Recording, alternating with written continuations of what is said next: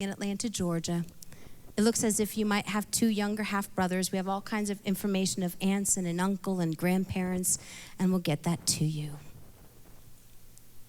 I got that fax. Again, who thinks you're going to get a fax with that kind of information? Unbelievable. And I looked at the name, and I saw an address and phone number. Address, phone number. If I write, it could take 5 to 7 days. What if it's not her?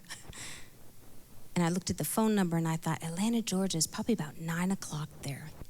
Do I? I picked up the phone, plugged in my phone, dialed the number, and I thought, oh my goodness, what do you say? And a gentleman answered the phone, and I almost wanted to say, are you my dad? Like the book, Are You My Mommy? Do you know the book, Are You My Mom? And I thought, I don't want him having a heart attack right there and not even be able to talk to my birth mom. So I asked him if Susan was there. And he said, yes. May I ask who's calling? And I thought, her daughter? Dead? No. I said, this is Kirsten Hart from Houston, Texas. What do you say? And so he said, just a minute. She got on the phone. And I said, I just want to ask you a question, if I may. And I had read this information. I said, did you attend the University of Rochester in 1963? She said, yes. And I thought, oh, she's going to think the Alumni Foundation is calling for funds. At 9 p.m., she's going to hang up. And then I said, may I ask if the date May 18, 1966, has any significance to you? And she said, yes. And I said, I don't mean to intrude your evening. And I let her know that I just found out I was adopted recently, never knew my whole life. And I said, I hired a company, and they said that you may be my birth mother. She said, what color eyes do you have? And I said, gray, blue. And she said, what color hair? And I thought, do I tell her? L'Oreal, number 2. It's not a fun time in life. And I said, well, it's naturally auburn and naturally curly. And she said, mine is too.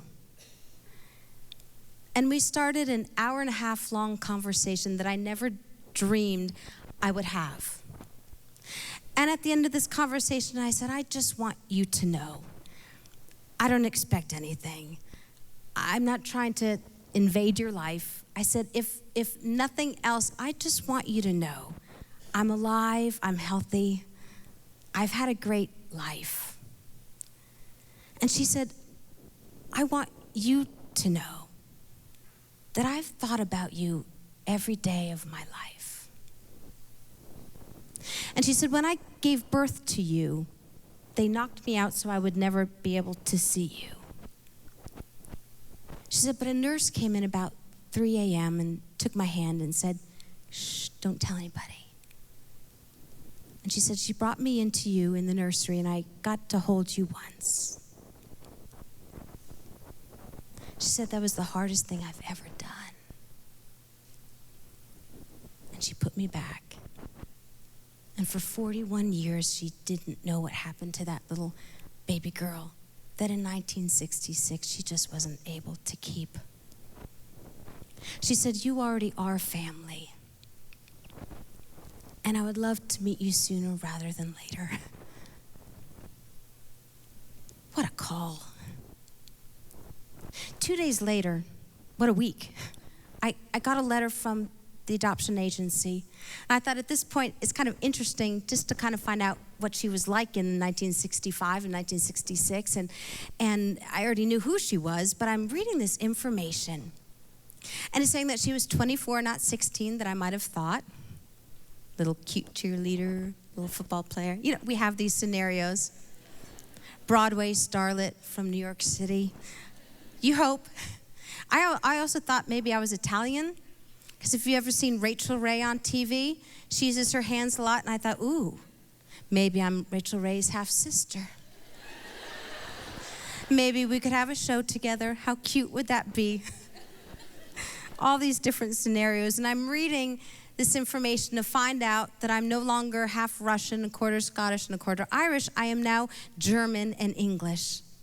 All kinds of new food to taste, new traditions, new Christmas traditions.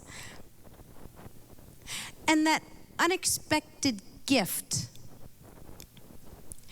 arrived in this letter that I got from the adoption agency. I'm reading all her physical description about her sisters and her parents, and I read a sentence that I know was the reason why all this happened. That I knew was the reason that God said, trust me, find out more. Because he had a gift he wanted to give me. I kind of think the real pretty kind that you get like from Bloomingdale's and Macy's with the pretty bows that you never can make on your own and you slide them off so you can keep them forever. They're just gorgeous. It's as if God had this gift up in heaven. And he thought, I can't wait to give this to Kirsten. Maybe when she's 8, no. Maybe when she's 18, no. And then 41 came around, he said, now is the time to give her this gift. And it was in just some words in a sentence, and as I read it, my life changed, and it said in the fall of 1965, it said October 1965, it was written to me, it said, your birth mother and her mom, my maternal grandma, had all the funding and money they needed, had all the right connections, and they took a trip from the country of Sweden and New York, from New York to the country of Sweden. And the sentence said, they went to Sweden to obtain an abortion. And the next sentence said that after being in Sweden for 4 weeks, they weren't able to find anyone that would perform my abortion. And I stopped reading right there. I thought, I wasn't even supposed to be born. I lived 41 years of my life not knowing how close this life was to ending. But as Psalm 139 says, that somehow God looked down to Rochester, New York, and looked in the little pregnant belly of my birth mom, and somehow, as she was traveling from New York to Sweden, he saw every day of my life inside of that womb. As I was being formed together and knit together, piece by piece, bit by bit, he saw this life.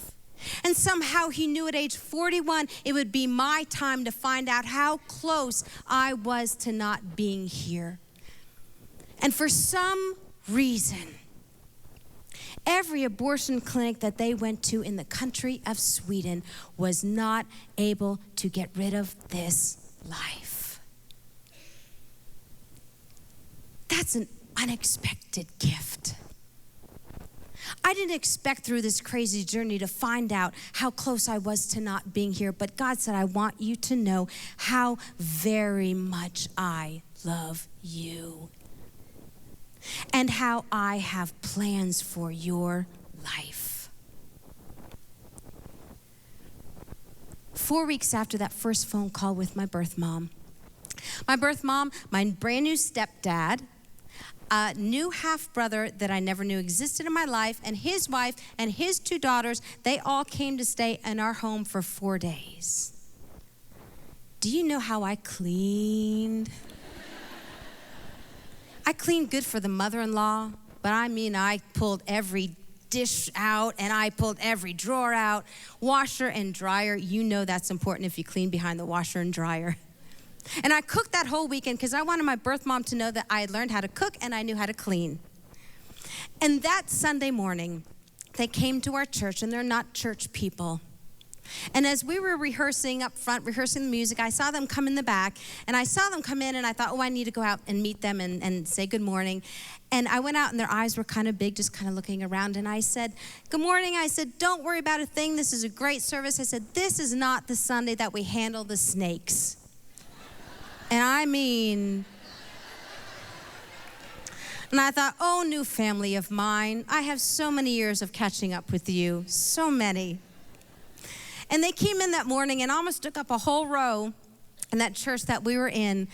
And it was so unbelievable to be singing songs of worship and to look out and see brand new family. To see the woman who I was formed in sitting there looking at me. And that morning, I was able to sing an old-fashioned term, a special. And I sang a song and I dedicated it to her that morning. It's a beautiful song. It's a prayer that's been put to music. And I'd love to sing for you what I dedicated to my birth mom that morning. I know our time is almost up. I just want to encourage you tonight. I don't know whatever unexpected gift has come into your life or what might come into your life in the next weeks or months or years. I want to encourage you tonight to trust him, to know that through these circumstances, it really is true that his joy can be our strength. To listen to that soft inner voice as he whispers to you, maybe to find out more. Or if you're walking down a path you never thought would be part of your life, to know that your steps are ordered of him. There's a reason and a purpose, and perhaps he just wants to give you a new chapter in your life story. Thank you for allowing me to be part of your evening. Love you all. Thank you.